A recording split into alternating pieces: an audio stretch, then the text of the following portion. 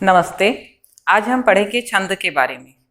छंद का मराठी में शाब्दिक अर्थ होता है शौक, लेकिन हिंदी साहित्य में पद्य विभाग में छंद का बहुत अलग मतलब है। जैसा कि आप देख सकते हैं, अक्षरों की संख्या, उनके क्रम, मात्राओं की गणना, यति, गति, तुकबंदी आदि पर आधारित पद्य रचना छंद कहलाती है। चरण, मात्रा और वर्ण, मात्रा या वर्ण की संख्या, उनका क्रम, गण, यति, गति, तुकबंदी ये छंद के अंग हैं। लेकिन ये सारे अंग क्या है, इसको एक एक करके हम समझ लेंगे। पहला है चरण। चरण का अर्थ होता है पद की पंक्तियां। प्रथम और तृतीय चरण विषम चरण कहलाते हैं। द्वितीय और चतुर्थ चरण सम चरण कहलाते हैं। उसके बाद है मात्रा। जैसा हम जानते हैं कि स्वर दो प्रकार के होते हैं, लघु और दीर्घ। तो इन मात्राओं से युक्त वर्ण भी लघु और दीर्घ माने जाते हैं। इस तरह अ, इ, उ और ऋषि का र ये लघु माने जाते हैं और इनसे युक्त व्यंजन भी लघु माने जाते हैं। उसी तरह चंद्र बिंदु वाले व्यंजन लघु माने जाते हैं। आ, इ, उ, ए, ओ, औ ये स्वर दीर्घ माने जाते हैं, इसलिए इन मात्राओं से युक्त व्यंजन भी दीर्घ माने जाते हैं। अनुसार वाले शब्द भी दीर्घ माने जाते हैं। जिन शब्दों में विसर्ग होता है तो विसर्ग वाले शब्द भी दीर्घ माने जाते हैं। यदि कहीं संयुक्ताक्षर आता है तो संयुक्त अक्षर की कोई मात्रा नहीं होती, किंतु संयुक्त अक्षर से पूर्व वाला शब्द जो है वो दीर्घ माना जाता है। जैसे हम लेंगे रक्त, तो रक्त में क के ऊपर कोई मात्रा नहीं होती, लेकिन र की जो मात्रा होती है वो दीर्घ मानी जाती है। इस तरह रक्त शब्द की कुल 3 मात्राएं हो जाती है।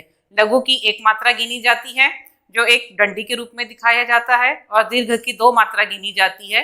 लिखते समय उसको इंग्लिश के एस अक्षर की तरह लिखा जाता है। उसके बाद आता है वर्ण। वर्णमाला का प्रत्येक अक्षर वर्ण कहलाता है। इसमें स्वर और व्यंजन दोनों समाविष्ट होते हैं, और जो वर्णिक छंद होता है वो वर्णों की संख्या और क्रम पर आधारित होता है। फिर है मात्रा की संख्या या वर्ण की संख्या।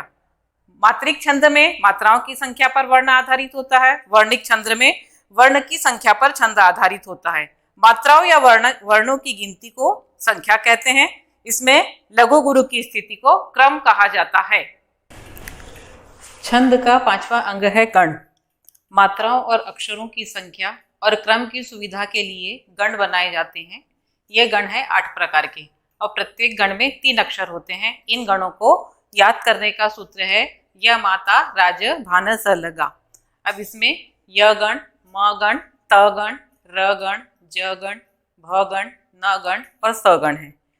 किस गण में कितनी मात्रा है, इस बात को जानने के लिए उस अक्षर से आगे 3 अक्षर तक हमको चलना पड़ता है। जैसे य गण में कितनी मात्राएं हैं, तो य गण में कुल 5 मात्रा है, 1 लघु और 2 दीर्घ। म गण में कितनी मात्रा है, तो इसमें 6 मात्रा है, तीनों ही दीर्घ। त गण में कितनी मात्रा है, तो इसमें 5 है, शुरू की 2 दीर्घ और बाद की 1 लघु। इस तरह की मात्राओं की गणना की जाती है, और मुख्य रूप से ये वर्णिक छंद में हमको आवश्यक पड़ते हैं। छंद का 6वां अंग है यति। यति अर्थात विश्राम का स्थान। काव्य में या काव्य को पढ़ते समय जहां भी हम रुकते हैं, जैसे अल्प विराम, अर्ध विराम, पूर्ण विराम, प्रश्न चिन्ह या विस्मय आदि का चिन्ह, तो उस जगह हम कुछ सेकंड के लिए रुकते हैं, उसे विश्राम का स्थान कहा जाता है, जो छंद की भाषा में हम इसे यति कहते हैं। गति। गति का अर्थ है लय या प्रवाह। तो छंदबद्ध कविता को गाने का एक तरीका होता है, उसकी मात्राओं के आधार पर उस तरीके को गति कहा जाता है, जो लय और प्रवाह पर आधारित होती है। तुकबंदी। चरणों के अंत में समान उच्चारण वाले शब्द तुकबंदी कहलाते हैं। इसको आप बहुत अच्छी तरह से इससे आप परिचित हैं इंग्लिश में राइमिंग पेयर्स के रूप में। इसमें पदों के अंत में समान उच्चारण वाले शब्दों को रखा जाता है। छंद के मुख्य 2 भेद हैं, मात्रिक छंद और वर्णिक छंद। मात्रिक छंद फिर 3 प्रकार के होते हैं, सममात्रिक छंद, अर्धसम मात्रिक छंद और विषम मात्रिक छंद। सब मात्रिक छंद के सभी चरणों में मात्राएं समान होती है। इसके उदाहरण है चौपाई, गीतिका, हरि गीतिका और रोला। अर्धसम मात्रिक छंद में 2 चरणों में समान, फिर 2 चरणों में समान। जैसे प्रथम और तृतीय में समान होती है, तो दूसरे और चौथे में समान होती है। और ये मात्रा विषम होती है, लेकिन पूरे दो पंक्ति को यदि हम मिलाएं तो वो सम में परिवर्तित होती है, इसलिए उसको अर्धसम मात्रिक छंद कहा जाता है। इसमें दोहा, सोरठा, बरवे और उल्लाला आते हैं। विषम मात्रिक छंद के किसी भी चरण में हम यदि देखें तो मात्राएं विषम संख्या में ही होती है और एक समान मात्राएं नहीं होती, इसलिए उसको विषम मात्रिक छंद कहा जाता है। इसमें कुंडलिया और छप्पे ये दोनों आते हैं। दूसरा प्रकार है हमारा वर्णिक छंद। वर्णिक छंद जो कि वर्णों की संख्या पर आधारित होते हैं, अक्षरों को इसमें गिनना पड़ता है। इसमें सवैया है, वसंत तिलका है, मंदाक्रांता है, कवित्त है, भुजंग प्रयात है, धनाक्षरी है। इसके अलावा और भी बहुत सारे छंद है जो वर्णिक छंद के अंतर्गत आते हैं। कोर्स के अनुसार हम यहाँ पर मात्रिक छंद के 4 प्रकार दोहा, सोरठा, चौपाई और गीतिका, इसके बारे में जानकारी प्राप्त करेंगे। मात्रिक छंद का पहला प्रकार है दोहा। दोहा यह अर्धसम मात्रिक छंद है। अर्धसम मात्रिक छंद अभी उदाहरण देखते समय हम समझेंगे अर्धसम क्या है। इसमें 4 चरण होते हैं। प्रत्येक चरण के अंत में यति अर्थात विश्राम का स्थान होता है। पहले तथा तीसरे चरण में 13-13 मात्राएं, वहीं दूसरे और चौथे चरण में 11-11 मात्राएं होती है। दूसरे चरण की चौथे चरण से तुकबंदी होती है। अब हम उदाहरण देखेंगे। कथनी मीठी खांड सी, करनी विष की लोय, कथनी तजी करनी करे, विष ते अमृत होय। अब ये अर्धसम मात्रिक छंद परिभाषा के अंतर्गत पहला शब्द है अर्धसम मात्रिक छंद। तो यहाँ देखिए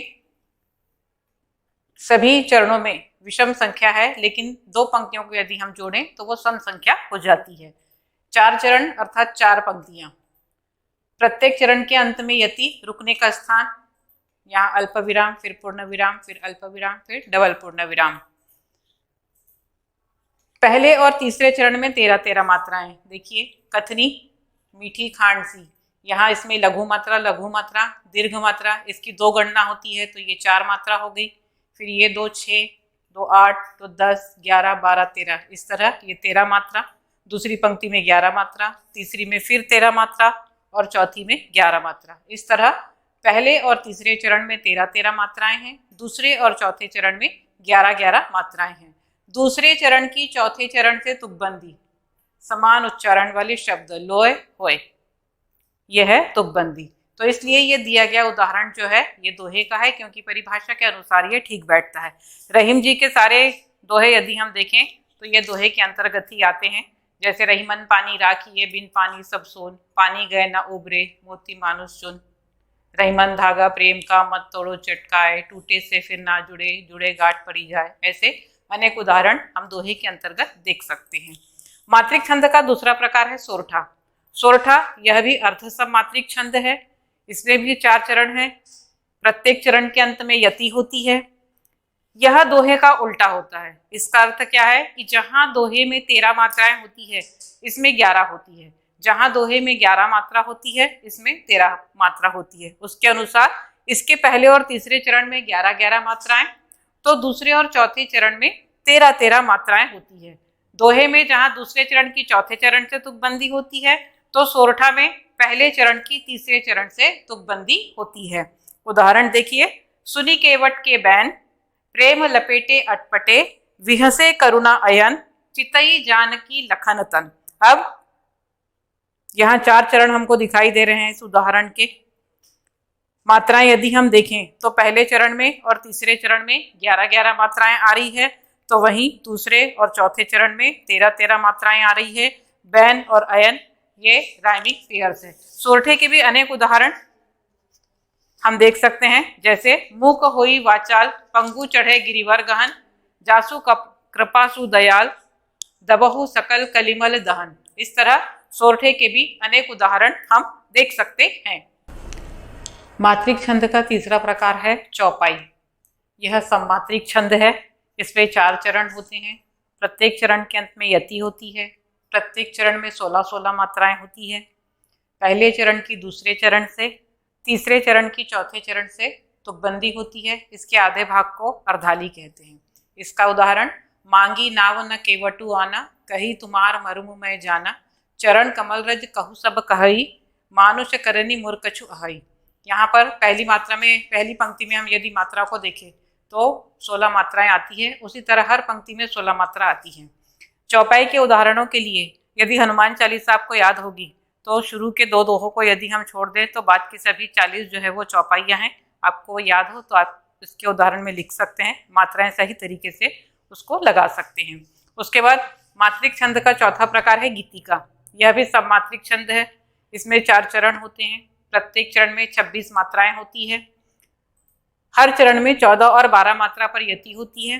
पहले चरण की दूसरे चरण से तथा तीसरे चरण की चौथे चरण से तुकबंदी होती है। इसका उदाहरण है, हे प्रभु आनंद दाता ज्ञान हमको दीजिए, शीघ्र सारे दुर्गुणों को दूर हमसे कीजिए, लीजिए हमको शरण में हम सदाचारी बने, ब्रह्मचारी धर्म रक्षक वीर व्रतधारी बने। अब इस पर यदि हम मात्राएं लगाएंगे हर पंक्ति पर तो हम देखेंगे कि हर पंक्ति में हमको 26-26 मात्राएं मिलती है। हर पंक्ति में 14 और 12 मात्रा पर यति है और पहले चरण की दूसरे चरण से और तीसरे चरण की चौथे चरण से तुकबंदी है। धन्यवाद।